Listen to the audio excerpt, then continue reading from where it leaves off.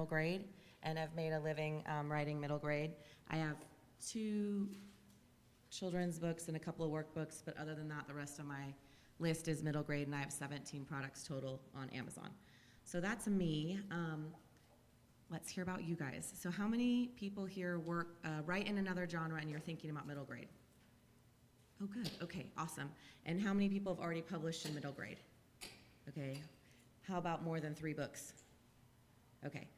Good. Then my talk is going to be awesome for this group. I'm really happy about that. Okay.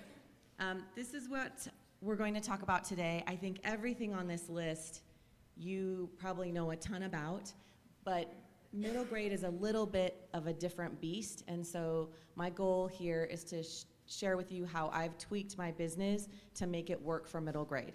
So that's the goals here today. And for those of you that have published more than 3, you probably know a lot of this, but hopefully you'll get a few new ideas to help along your middle grade business. Okay, so the first challenge with middle grade that I found is that the industry definition isn't completely consistent. So each publisher has their own definition, and I just grabbed some examples. Scholastics is different than Disney, which is different than Publishers Weekly. And I'm not sure how that happened, but what I've noticed has come of it is that authors are afraid to write on the edges of those categories. So I've even written articles that say, don't write a 13-year-old character because you won't know whether to market it in middle grade or in YA. And I think that's a tragedy. And there is a way to market that age, is just what I'd like to point out. And the reason being is because we are writing for our readers, and we're not writing to sell our book to publishers who all have a different definition. So don't be afraid to write for that age. And the other thing I found is, I wrote my chapter books and I wrote my middle grade books, and I went to events and I had my whole series sitting out, and a parent would come up to me and I would say, chapter books are here and middle grade books are here, and they would give me this blank expression and they didn't know what I was talking about.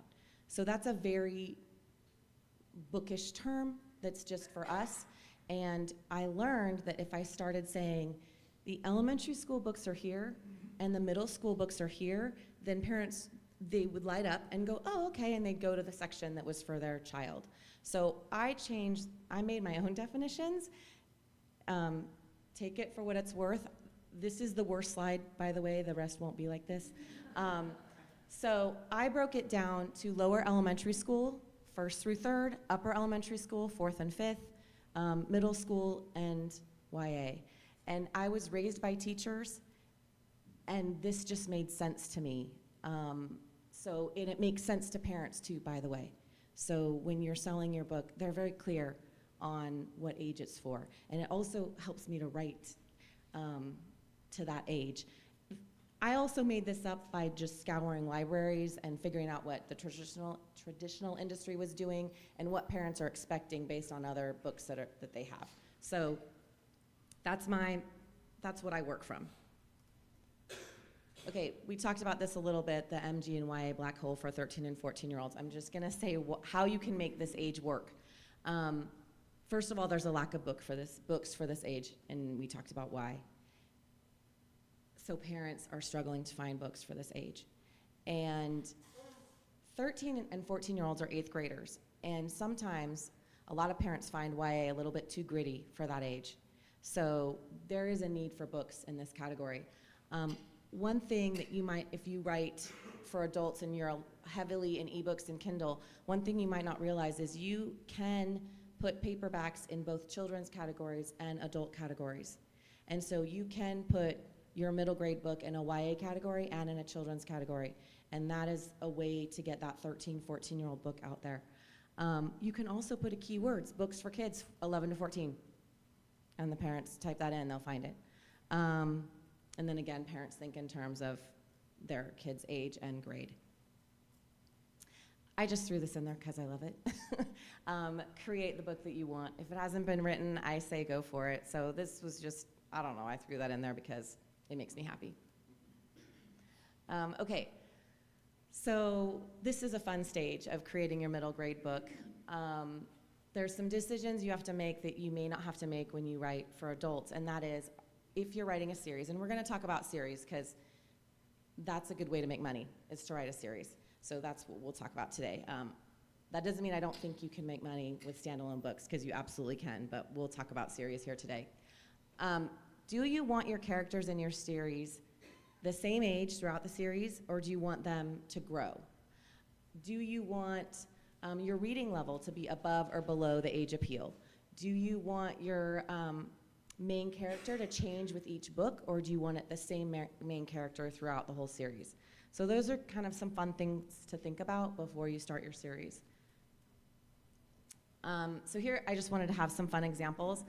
Of course, Magic Tree House is a great example of static characters. Jack and Annie are, they're the same throughout the book. They're the same age, but their setting changes. So that's what keeps that story interesting. And of course, we all know Harry Potter, those characters aged and the reading level aged. That is a challenge with aging, and it's also really fun though, with aging characters, is your reading level has to age with them. It doesn't have to, but I would recommend it. Okay, so here's examples of then you get to pick, where does your reading level fit with your age appeal? So I love, love, love that Diary of a Wimpy Kid, the reading level is below the age appeal. So a lot of kids that hated reading became readers when Diary of a Wimpy Kid came out. And so there's a huge following, and also younger kids enjoy those books as well. And Tress of the Emerald Sea, I actually was reading it while I was putting this together, so it comes up a couple of times. But the reading level is pretty high, but it doesn't have, like I said, gritty content or content that would be really upsetting for younger kids. So that's a really fun one if you want to if you want to create books for the advanced readers. And by the way, either direction might be a good niche, because parents say, oh my gosh, my 4th grader reads at a 7th grade reading level, but I can't find anything that's appropriate for a 4th grader. And then the reverse too. So, and then there's nothing wrong with writing for the right age. Okay, so here's the hard part. The tricky thing about middle grade is you're selling to the parents, but then the kids have to love the book to buy your next book. So they both have to love it. And I've thought about this a lot. How do you get both to love your book? We'll start with the kids. I was thinking about what they love, about the feedback that I've gotten, and it made me think of the Hallmark movies. If you notice the Hallmark movies, every movie has a best friend, supportive parents, a tight-knit community. That's universal fantasies, and that's the same for kids too. So my stories they have a best friend. A lot of kids struggle with that, and they would love to have a best friend. And so they have a best friend, they have supportive parents, the main character is relatable. Those are things that kids love. It doesn't have to be much different than what we appreciate. Parents, I feel like there's this myth that it has to be this huge moral of a story. That's nice. It doesn't hurt to have a lesson and a moral, but mostly parents want to get their kids reading, and if it's entertaining and their kids are asking for the next book, they'll buy it. Small life lessons are great. I think they just kind of happen when you have a conflict in the story and then the child overcomes the conflict. Then you've gotten a lesson without really trying that hard. And then parents do expect in middle grade for it to be clean content. If you want to do something edgy, just move into YA. YA kind of anything goes. So middle grade, the expectation is clean. And then for both, we talked about it, they want an entertaining story, obviously. Diversity is an interesting one. They both are really drawn to this, and it was important to me. I have 7 characters in my stories, and each character is a different ethnicity and has a different family background. And when kids come to my table, they are instantly drawn to the book that looks like them. And parents love it too, and especially underrepresented kids are so excited that there's a book that looks like them. And then kids that aren't underrepresented, they get to read about a different family, different foods, different traditions, different religions, different grandparents. So I've had a lot of fun writing that, and I've gotten a lot of good feedback on it, and I just think it's important in general, but it's done well. And then we talked about series. Writing a series is a low-hanging fruit. If a kid loves your first book, they want the next one in the series. when you write a series, I highly recommend putting the first chapter of the last book at the end of your book. I mean, how do I say that? Thank you. The first chapter of the next book at the end of your book. And if you haven't written it yet, throw it in after you write it and re-upload. Okay, this is an interesting one. Again, I was reading this while I was writing. I've noticed in our culture with kids' movies and sometimes books, the writers want the child to solve the problem, and so they depict the parents as total ninnies. And the parents don't really appreciate that. And I don't believe that it's necessary. Or the parents are completely absent. And I think that's in an effort to make sure the main character is solving her problem. But I don't think that it has to be like that. I think the parents can think of them as the main supporting actor or actress. And the child can still solve their own problem in the story without the parents being nincompoops. So, or absent from the story altogether. Because kids in middle grade still like their parents, most of them. Or they're in their lives.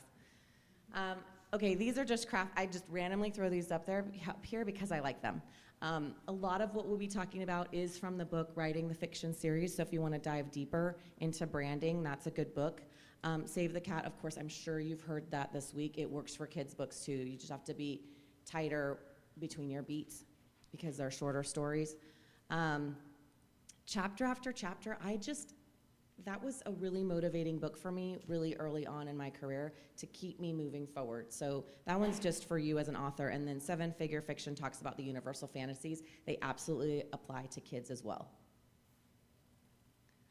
Okay, so paperbacks. That's what middle grade is all about. And that's what makes it weird, is it's heavily paperback. This is my breakdown. I do think there are some middle grade authors that sell ebooks, but they're usually in lit RPG or doing video game type books, so those kids are on Kindles. But overall, paperbacks and hardbacks. So that makes your business a little bit different. It means your cover has to be amazing because it's not a small thumbnail, whatever the term is. It's not small on Amazon and it's not on the Kindle once and then never seen again. It's laying around the house. The cover has to be gorgeous. And the parents will pick it up and look at it to buy the next one. So you want a series logo, so I would say before you publish your first book, know what your logo is for the series all the way through, and know what your title font is all the way through. Like all genres, you should be able to know the age of the book based on the graphics on the front. Go to the library and figure out what the covers look like for your age, and you'll get an idea of what your cover needs to look like. Because you should be able to pick it up and know this is lower elementary, upper elementary, middle school, high school based on the cover. Absolutely have the series number on the book. It shocks me when any book doesn't have the series number on the book and makes me crazy. Right? Front matter and back matter. I put all my books in the front matter, every single one, even if it's not related to the series, in the front matter, and again in the back matter. Utilize that space. It's worth it for sure. And then age appeal on the back cover is something I started doing, and I've noticed when I'm in in-person events, the parents really like it. It's a quick, hey, this is what age it appeals to, not necessarily the reading level. Who would like this book, maturity-wise? Okay, so here's some examples of elementary school covers. You have this, that's my book. That's one of my favorite ones. The series, you notice both of them have series logos. Both of them have a consistent title font. Both of them have the cover, the number in the series on the cover. And then middle school covers are I just cleaned it up a little bit and put the number on the spine. The spine's bigger at that point. The kids are able to find it. They're savvy readers at this point. It just cleans it up a little. Absolutely put all your books on the back cover. I changed my covers kind of every 3 books, change all the covers to have all the books on the back.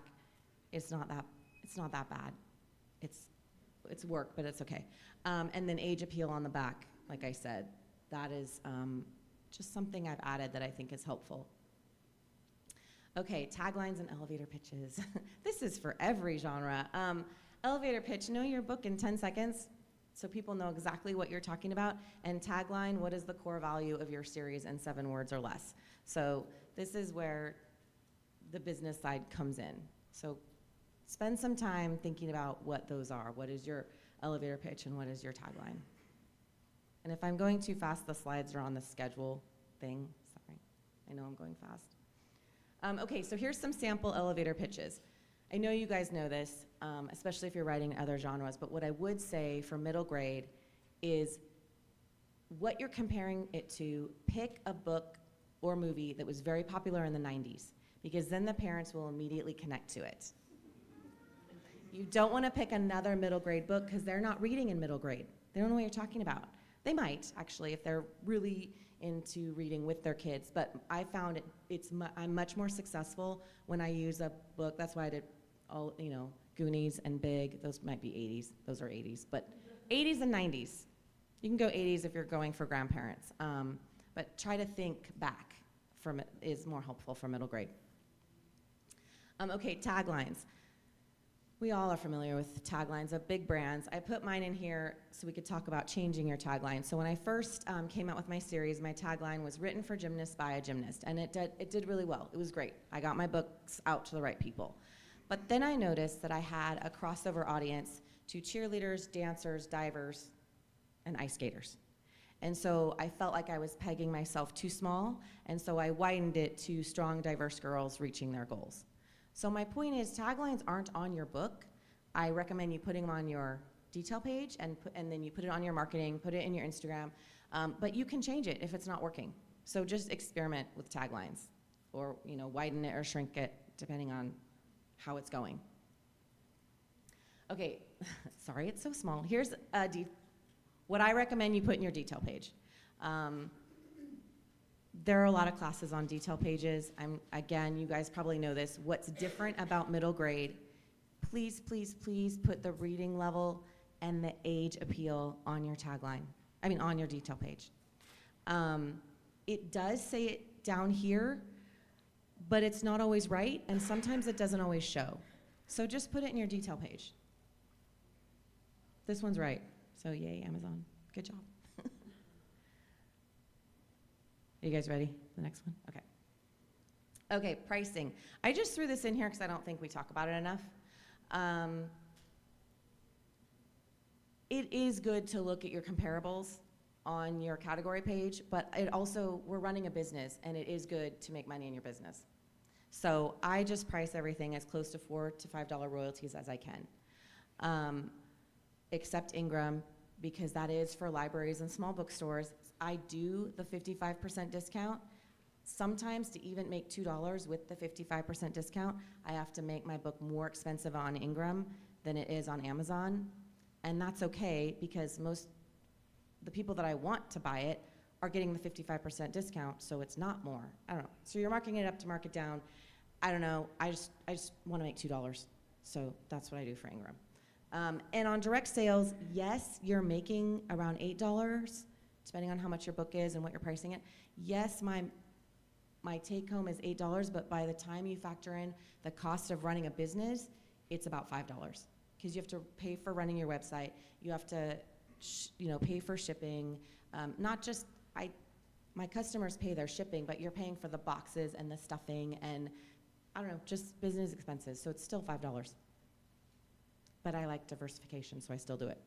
Do you allow returns on Ingram? No, I don't. Yeah. I want to talk to Ingram about that and see if they'll allow limited returns, like, hey, I'll take back 100 books, but not a pallet. So I hope we get there. Okay, discoverability. I think everyone knows this: Facebook, Instagram, Amazon ads, and events.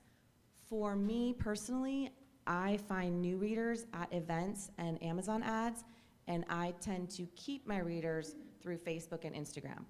That might be because I haven't figured out Facebook ads yet.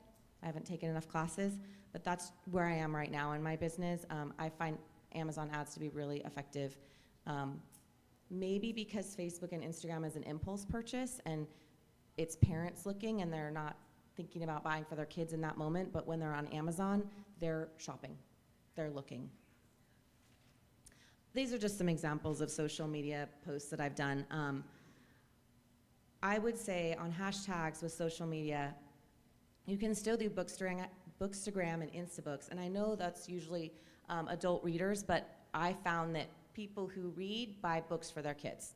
So it's still good to advertise to Bookstagram and Instabooks.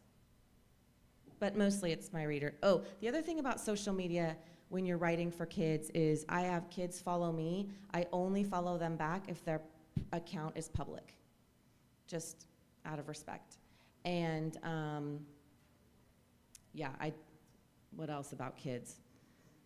Be careful about putting kids on your page without parents' permission, and we'll talk about that a little more. Okay, more about discoverability. Obviously, people are gonna discover your book if it's in the right category. The easiest way to do that is to look at your competitors' categories. I know categories have changed a lot lately, but just look at your competitors' categories and see if that fits for your book. Okay. Amazon ads, discovering on Amazon ads. I highly recommend either of these classes. So I was selling okay with my gymnastics books because I knew where to find my readers, but I had these 2 little picture books that were divorce books, and they were selling not at all. I mean, not at all. 1 to 2 a year. And so I decided to take these classes. I did both of them. They're both good in different ways, and that's what I listed up here. And I was able to get those, well, I went, okay, if I'm gonna take this class, I'm gonna use my biggest dog book and see if it makes a change. And it did. So I did not have that expectation, but this is how my sales went after I took their classes. So this is on the divorce book. You can see I dorked around for 3 years and then took an Amazon ads class, and it took off. That divorce book is now my 3rd or 4th bestseller out of 17. And it was literally doing nothing. So I highly recommend that. Okay, events. This is a great way to meet parents. You want to meet the parents. The kids are great. I love talking to them, taking pictures with them, talking books with them. They're adorable. But the parents are the ones buying. So you want to be at events where parents and kids are at, which is a challenge if you do school visits. You're just talking to the kids, and there's a disconnect when they get home on if they tell their parents about you. So I highly recommend pick something that goes with your books. If your main character is a musician, go to a middle school concert. If your main character likes to solve puzzles, go to a chess tournament. That's where you get to interact with the parents. And there's usually on some of these, the parents are waiting around a lot. And so they have time to talk to you. They are a captive audience. And yeah, they're waiting and waiting and waiting for their kid. So they'll chat with you for a while. One thing to mention, we talked about this in the children's panel, is when you call an event director and say, can I be there to sell my books, you're gonna get a lot of no's, first of all. But you'll have 2 different answers. And one is, sure, for $500. They'll treat you like a vendor. And books have really small margins, so that's difficult, and I'm a no on that. And then you get the director that says, awesome, you're an author, we'd love to have you. And they don't mention price at all. For those, I give them free books for being there, to like the winners of the event or whatever, like if it's a chess tournament, the winner of the tournament, or the top 3 schools, whatever. So that's your thank you, is to bring free books. So yeah, just word of caution, I wouldn't, there's people out there that won't make you pay, so don't pay. It's too much. Our margins are too small. Okay, keeping your super fan. I love the Reader of the Month program, you guys. This is my favorite thing I've ever come up with, and it's because it has 2 positive outcomes. One is you get to highlight a kid for reading. How fun is that? And 2 is you get to put a kid on your Instagram page with your book with their parents' permission, which is awesome. So I just have an order form on my website for applying for Reader of the Month program. I ask them, what's your favorite book? What's your favorite character? And they win if they found a love of reading from my books. That's what I'm looking for. Not are they the best gymnast, not anything, just did you find a love of reading from this series? I try to get to all of them. Some months I have 3 or 4 apply, some I have 0, and then I have to do an Instagram post that just says, remember, we have a Reader of the Month program. Sometimes I use kids I know so just keep it going though. It's a really fun program. Highly recommend that. Newsletter. This is where middle grade's a little bit different. I know it's really common to do a weekly newsletter, but those newsletters are going to your readers who love reading your books. My newsletter is going to parents, and parents are already getting too many emails. They are getting emails from coaches, they're getting emails from schools, and they're inundated. They're getting emails from work. So I notice that the parents don't really want to hear from me unless I have a new book. So, and I don't get a book out very often, so now I do a newsletter every other month, and I get a book out about once a year. So I usually just tell them where I am in the process. So that's just what's worked for me that is pretty different from middle grade. I also do a PDF newsletter so that they can print it out for their kids if they want to. And so the material is kind of for both of them. It's like what I'm doing next, first chapter, maybe a word search on the back or a coloring book page. So it's sort of for both the parents and the kids. Okay, box sets, bundles, and collections. This is a challenge. We all know that parents want the box set because they get a discount for buying all the books, but it is cost prohibitive for us to do it as indie authors. I have priced it out. If you want to sell a box set that looks like the Ivy and Bean one, you have to create the sleeve, you have to put your 8 books in it, or however many, and shrink wrap it and send it to Amazon and sell it as a third-party retailer. I did the math for you already. The ROI is 0. So it's not a thing for us. So what I did is, the middle one is my book bundle that I sell on my website. And honestly, parents don't care if you don't have a cardboard sleeve. I just tie it in a bow. They want the 20% off. They want to buy all the books for 20% off. So that's what I sell on my website. And direct sales it's not that big of a deal. You can do it. And honestly, I'm mostly selling the sets on my website because parents just want one book, they'll buy it from Amazon. Because I can't compete with their turnaround time and most people have Prime, so they have free shipping. Can't compete with that. So I'm not doing just one book here and there. I'm doing a whole set, which is worth my time. I mean, I sell them individually on the website, but most people buy the bundles. And then collections, okay, so what started happening, my website's US only because international business is like next level that I haven't gotten to yet, and I don't know if I want to. So I started getting emails from UK, Canada, and Australia saying, I went onto your website to buy the book set, and I couldn't. What do I do? And then it took another middle grade author to tell me about collections, and I was like, duh, I can't believe I haven't done a collection. So a collection is all the books in one binding so that Amazon can do it print on demand. And here's a look at my most, I'm working on this one. They're big, but kids don't care. So this is like a collection. So this is 3 books in one. So that your international friends can order one book and Amazon can do it print on demand. Yeah. So you ship them from your location, your house, or your office? Or? The bundles, yes. The collections are on Amazon. Yeah. Because I don't want to ship international. Okay, revenue streams. So I just want to throw out there, my other hobby is investing in the stock market, and I definitely believe that this business should be diversification too. It's hard to get super diversified because Amazon is a beast, and I still sell 70% of my revenue is still Amazon, but I do like the diversity of having some direct sales. And Ingram and Draft to Digital is just, I like to have my books available for bookstores. I mean, for libraries in case kids need them. Okay, awesome. Okay, this is the lovely sales cycle of middle grade. Christmas, Christmas, Christmas. That is your business model. So when you have an awesome December with your new middle grade book, do not buy the Ferrari. You have to get through the summer. So the dip is summertime. It's brutal. You have to save all your money from December to make it through. So 50% of my total revenue for the year is in the 4th quarter of the year. Yeah, so it's brutal, but it's also really fun. Okay, given that sales cycle, make the most of your holidays.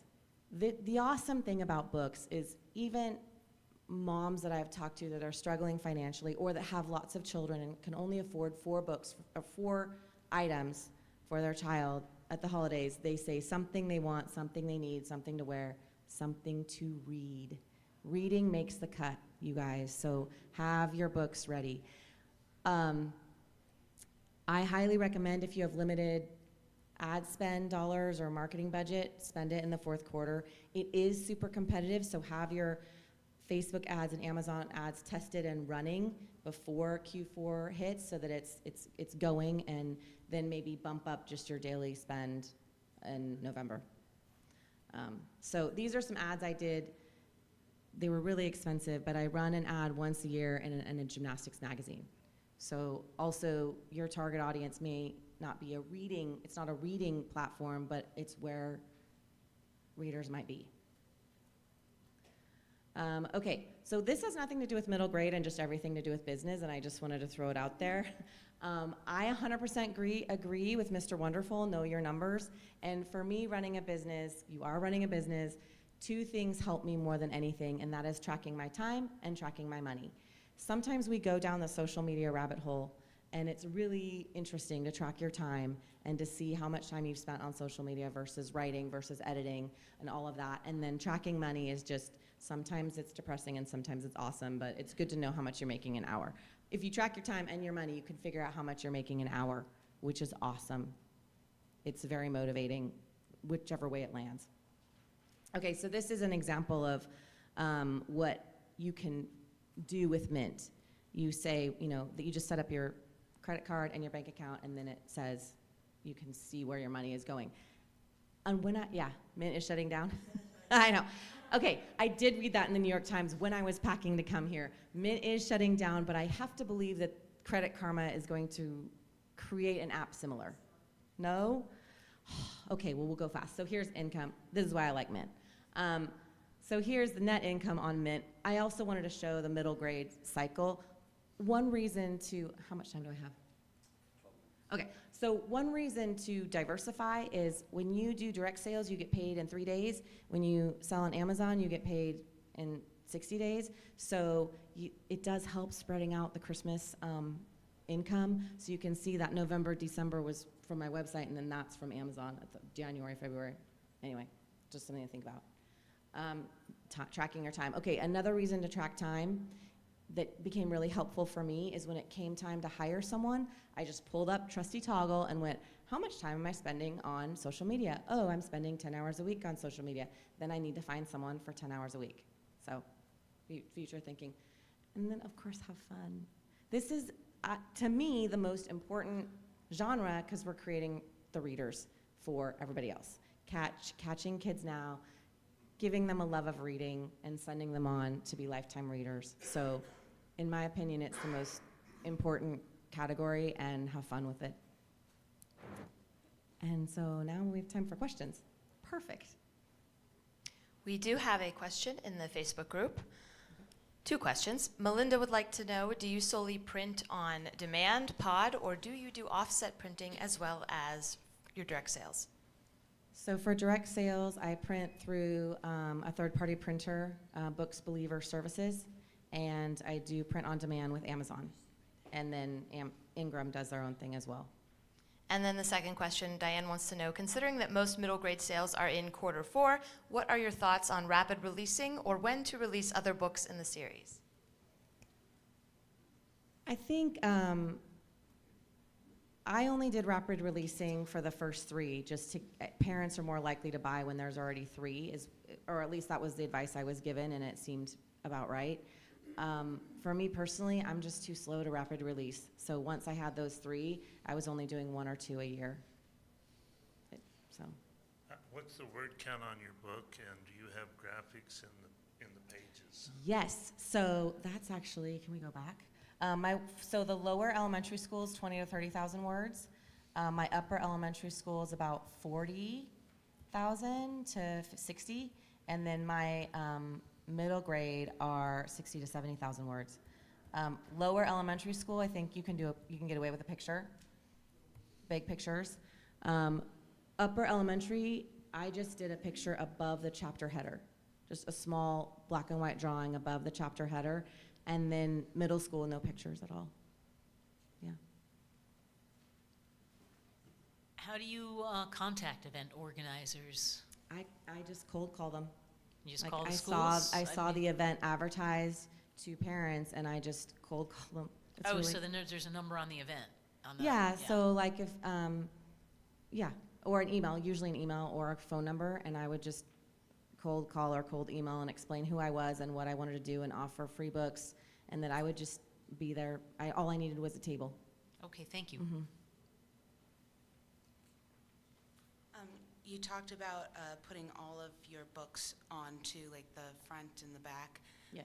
If you're doing, say, like high school age and an upper elementary, would you put even the upper elementary on the high school, or would you just keep it to those age ranges? I did put my elementary school books on the back of my middle school books, just to show that, because a lot of them are reading all the way through and growing up. But interestingly, and I don't know why, I didn't put my middle school books on the elementary school books, but I don't think there would be a problem doing that. If you have room on the back of your cover, I think doing both, for two reasons. One, kids read up and down, and they also have siblings. Thank you. So I'd put all of it on there, if you can fit it. For your book bundle, when you've got like multiple of the paperbacks, are you doing your own fulfillment, or how are you managing that? Yes, I'm doing my own fulfillment. Okay. So I have a little station in my office where, like a little card table where I take the books and tie them up and stick them in a box, and I go to the post office every other day. And then you're printing, you have a printer that you're printing them through, is a better price than Ingram or something? So it's not necessarily a better price than KDP or Ingram. So I think Amazon is a great place to print when you have 30 or less. Once I got to 100 in my print run, the price got closer, but they color matched better, the customer service was better, and they didn't come smashed, and they didn't come in 8 here and 2 there and 5 there. It was making me crazy. And so I was willing to pay for that convenience for the third-party printer. Got it. Yeah. Thank you. Do you do school visits at all? I do not. The reason I don't is my books are very niche to gymnastics, so my thought was there's only going to be about 5 gymnasts at this entire school, and those 5 have to remember to tell their parents, and so it was a lot of work. But I think if you can get a school that really communicates with parents and can tell them you're coming ahead of time, I think it can work.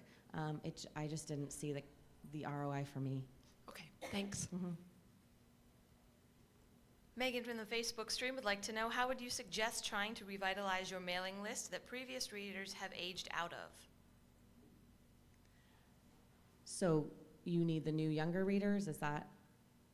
I'm assuming readers that are growing maybe out of middle grade. Mm-hmm.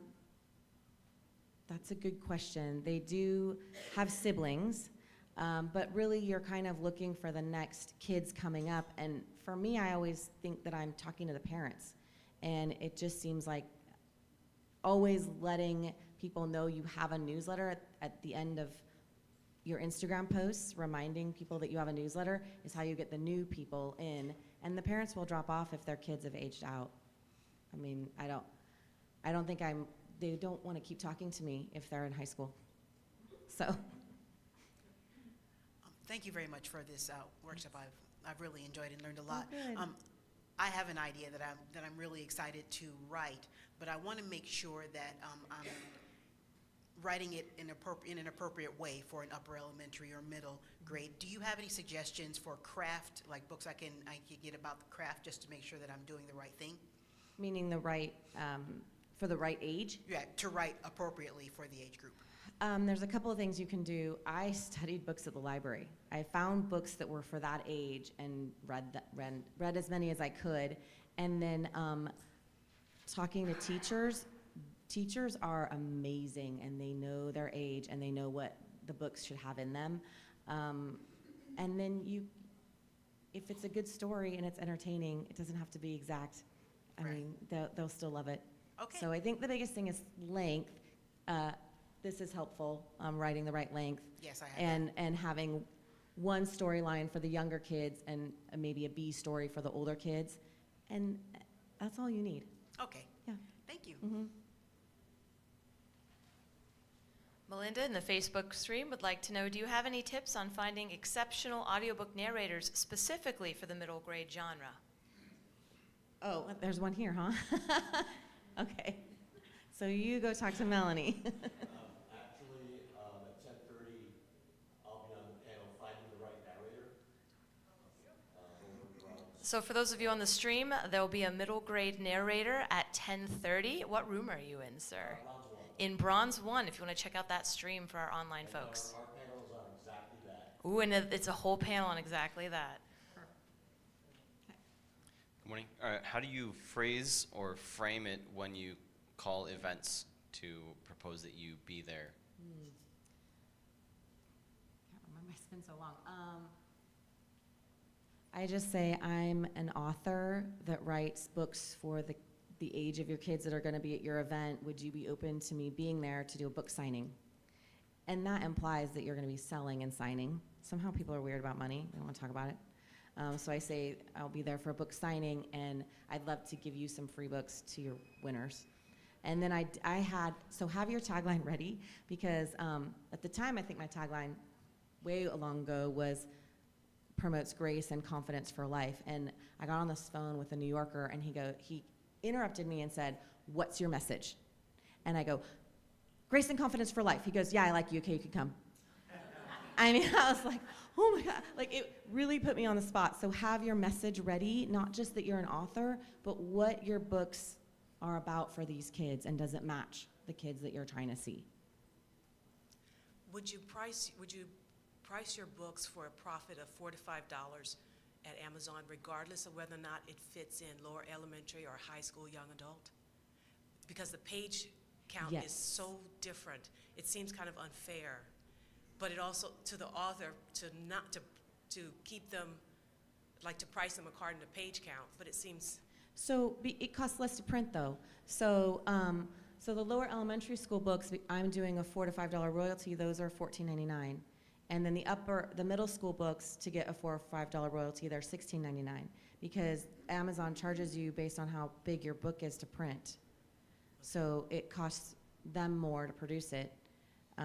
So it kind of changes the price accordingly. So the smaller books are less money. so. What did you say again was the price that you would have for the lower elementary? So lower elementary, depending on if you're about 20,000 words, you can get away with $12.99. Mine are $14.99 because they're very niche, so the parents will pay it. But it automatically goes up the bigger your book is, because it costs more to print. So even though I'm keeping my royalty the same, it does cost the parents more. When I look at like Magic Tree House, Junie B. Jones, Yeah. those books are priced so much lower, like $6.99. They are, because they're printing huge print runs, and I can't compete with that, and I'm not trying to. And I think there's enough, look at your comparables and see if every single one in the top 100 are $6, then you might Have to keep you it at might $6. be painted into a corner. But I found that my category was all over the place. Okay. And there were even nonfiction books in that category that were $25, like it was everywhere. Okay. So do look at your comparables. I'm not saying ignore that, but if you can try to get your books to a $4 or $5 profit, or royalties, it's easier to run a business. I don't want authors to be writing for free. I know we want so bad for kids to read our books, and we'll sell it for nothing, but you want to stay in this business so we can keep providing them books. All right, excellent advice, thank you. Yeah. Thank you for coming out so early.